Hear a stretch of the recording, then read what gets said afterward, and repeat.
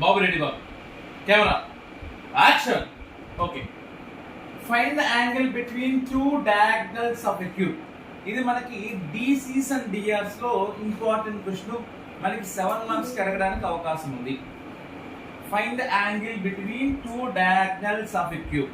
అయితే angle between two lines కానీ, మన నార్మల్గా యాంగిల్ బిట్వీన్ టూ లైన్స్ కానీ టూ వెక్టార్స్ కానీ కనుక్కోవాలంటే పర్టికులర్గా డిసిస్ అండ్ డిఆర్స్ చాప్టర్లో మనకి వాటి యొక్క డిసిస్ తెలిస్తే, అంటే ఒక లైన్ కానీ ఒక వెక్టార్ కానీ మనకి డిసిస్ కనుక్కుంటే then we can find angle easily with the formula cos θ is equal to mod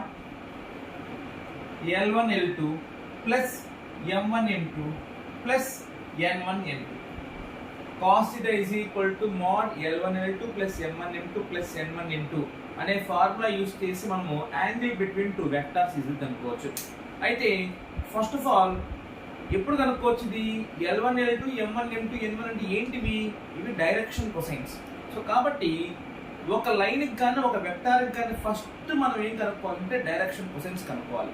అప్పుడు టూ లైన్స్కి టూ డైరెక్షన్ కొసైన్స్ కనుక్కుంటే ఈ ఫార్ములా వేసి మనం యాంగిల్ కనుక్కోవచ్చు. ఫస్ట్ ఏ లైన్స్ కావాలండి ఇక్కడ? Find the angle between two diagonals of a cube. Okay, two diagonals of a cube. మనం cube లో ఉన్న టూ డయాగ్నల్స్ తీసుకున్నాం. నార్మల్ గా క్యూబ్ ఎన్ని డయాగ్నల్స్ ఉంటాయి? 4 డయాగ్నల్స్ ఉంటాయి. ఎందుకంటే క్యూబ్ అంటే ఒక రూమ్ ఇమాజిన్ చేసుకోండి. ఓకే, సో ఆ కార్నర్ నుంచి ఈ కార్నర్ వరకు ఒక డయాగ్నల్, మళ్ళా ఈ కార్నర్ నుంచి ఆ కార్నర్ ఒక డయాగ్నల్, మళ్ళీ ఈ కార్నర్ నుంచి పైకి ఒక డయాగ్నల్, ఆ కార్నర్ పైకి నుంచి ఈ కార్నర్ కిందకు ఒక డయాగ్నల్. ఓకే, సో ఒక రూమ్ లో మనము 4 కార్నర్స్ 1 2 3 4 5 6 7 8 కార్నర్స్ నుంచి మనం ఓవరాల్ గా అయితే 4 డయాగ్నల్స్ అయితే తీసుకోవచ్చు. అయితే ఈ ప్రాబ్లం లో మనం ఎనీ 2 డయాగ్నల్స్ సెలెక్ట్ చేసుకుందాం. Let the cube be, let O A B C D E F G be the cube with side A, with side A. So cube కాబట్టి ఆల్ సైడ్స్ మనకి equal ఉంటాయి అన్నమాట. అయితే each point కి coordinate కూడా మనం రాసుకోవాలి. సో పాయింట్ O అంటే ఆరిజిన్ కోఆర్డినేట్ ఏమవుతుంది నాకు? 0, 0, 0. నెక్స్ట్ పాయింట్ A, ఈ లెంత్ ఎంత మనకి? A. ఇదెంత మనకి? A. ఇదెంత మనకి? A. ఇదంతా మనకి A. సో ప్రతి ఒక్క లెంత్ మనకి A కాబట్టి ఆల్ సైడ్స్ ఈక్వల్ కాబట్టి క్యూబ్ కాబట్టి O పాయింట్ కి నాకు 0, 0. ఏ పాయింట్ యొక్క కోఆర్డినేట్స్ ఏమవుతుందంటే A అనేది మీరు గమనిస్తే ఓన్లీ x యాక్సిస్ ఉంది కాబట్టి x కోఆర్డినేట్ మాత్రమే ఉంటుంది, నాకు y కోఆర్డినేట్ z కోఆర్డినేట్ ఉండవు. సో కాబట్టి coordinates of A will be A, 0, 0. Next coordinates of D అనేది మనకు చూసినట్టయితే ఫస్ట్ యాక్సిస్ పైన రాయాలి. ఓకే, సో A అయిపోయిన తర్వాత Bకి వచ్చేసేయండి. B ఎక్కడుంది నాకు? On y axis. On y axis అంటే y కోఆర్డినేట్ మాత్రమే ఉంటుంది, x కోఆర్డినేట్ z కోఆర్డినేట్ 0 అవుతుంది కాబట్టి సో B యొక్క కోఆర్డినేట్స్ 0, A, 0. మరొక పాయింట్ C తీసుకుంటే ఆన్ z యాక్సిస్ ఉంది కాబట్టి z కోఆర్డినేట్ మాత్రమే ఉంటుంది, x కోఆర్డినేట్ y కోఆర్డినేట్ 0 అవుతుంది. So 0, 0, A. సో యాక్సిస్ పైన ఉండే 3 పాయింట్స్ రాసేస్తాం. మిగతా పాయింట్ తీసుకుందాం. ఫస్ట్ D తీసుకుందాం. D కనుకండి.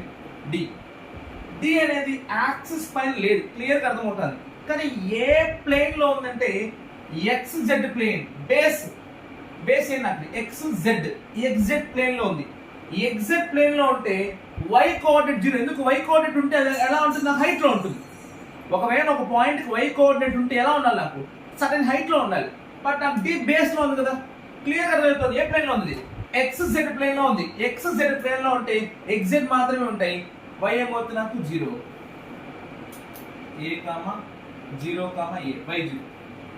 నెక్స్ట్ అదే విధంగా మనము F చూద్దాం. F కాదు, G చూద్దాం. G చూసినట్టయితే మనకి G అనేది YZ ప్లేన్ లో ఉంది. చూడండి ఇక్కడ YZ. సో YZ ప్లేన్ లో ఉంది కాబట్టి X 0 అవుతుంది, మిగతా రెండు A అవుతాయి. మరి అదే విధంగా E చూసినట్టయితే XY ప్లేన్ లో ఉంది. E వచ్చి xy ప్లేన్ లో ఉంది కాబట్టి z0 అవుతుంది. అయితే f మాత్రం కంప్లీట్ గా స్పేస్ లో ఉంది. f నాకు కంప్లీట్ గా స్పేస్ లో ఉంది అంటే అది x కోఆర్డినేట్ x ప్లేన్ లో లేదు, xy ప్లేన్ లో లేదు, y యాక్సిస్ లో లేదు, z యాక్సిస్ లో లేదు, కంప్లీట్ గా స్పేస్ లో ఉంది కాబట్టి దానికి 3 కోఆర్డినేట్స్ ఉంటాయి f. Okay, so first of all ఏం చేస్తామంటే మనం ఏం క్యూబ్ తీసుకున్నాం దాని పేరు రాస్తాం. Let OABCDEFG will be the cube of the side A and each point కి నేను కోఆర్డినేట్స్ అయితే రాసుకున్నాను. సో సైడ్ A అనుకున్నాం కాబట్టి మనం వరుస పెట్టి పాయింట్స్ అంటే రాసుకున్నాం. x యాక్సిస్ పైన ఉంటే x మాత్రమే ఉంటుంది, y z 0 అవుతుంది, అట్లా y యాక్సిస్ xy ప్లేన్ ఇలా రాసుకున్నాం. ఇప్పుడు మనం ఏం కనుక్కోవాలి, ఒక 2 లైన్స్ కావాలి. ఏ 2 లైన్స్ కావాలంటే మనకి అవి రెండు కూడా డయాగ్నల్స్ ఆఫ్ క్యూబ్ అవ్వాలి. అవి రెండు కూడా నాకు డయాగ్నల్స్ ఆఫ్ క్యూబ్ అవ్వాలి. ఒక డయాగ్నల్ నా క్యూబ్ కి O to F,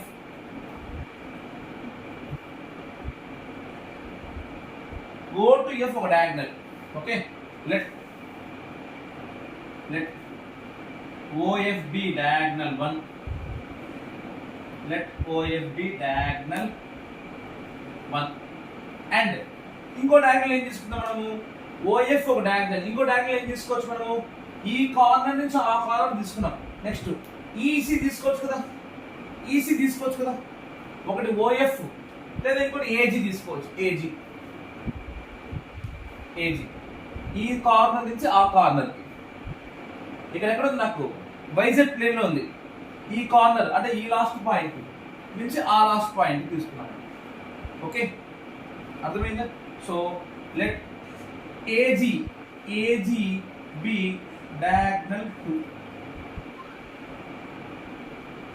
let OF be diagonal 1 and AG be diagonal 2. ఇప్పుడు OF AG అనేది ఒక వెక్టార్ మనకి. ఎలా కనుక్కుంటాం మనము, OF కావాలంటే OF is equal to coordinates of F minus coordinates of O. F coordinates ఏంటి మనకి, F ఎక్కడ మనకి స్పేస్ లో ఉంది కాబట్టి A, మైనస్ O కోఆర్డినేట్స్ నాకు 0, 0, 0. మీరు చూసుకున్నట్టయితే మనకి వెక్టార్స్ లో ఒక టాపిక్ ఉంది. AB వెక్టార్ మనకు కావాలంటే దీన్ని ఎలా రాసుకోవాలి, OB position vector minus OA position vector. అంటే ఒక వెక్టార్ కి మనం ఫార్ములా రాయాలంటే F minus O. Okay, OF కావాలంటే F మైనస్ O రాసుకోవాలి. సో అప్పుడు ఏమవుతుంది నాకు, OF bar is equal to A,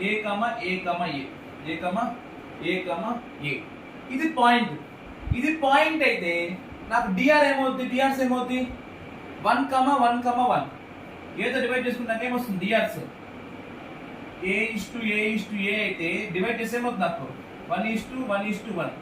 DCs ఏమవుతాయి 1/√3 లేదు A/√3 అలా కూడా పెట్టుకోవచ్చు.